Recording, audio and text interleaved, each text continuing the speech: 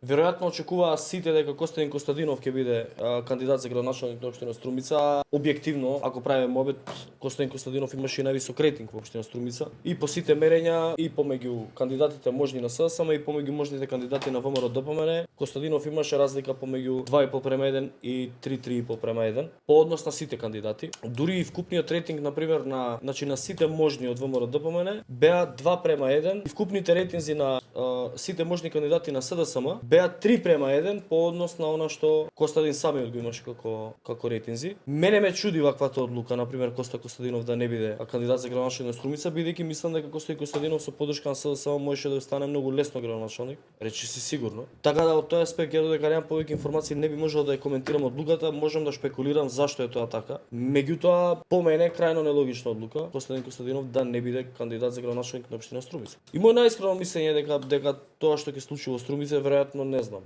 сценарио Карпош или сценарио Куманово. Тоа е по мене вака тоа што би се случило во општина Струмица.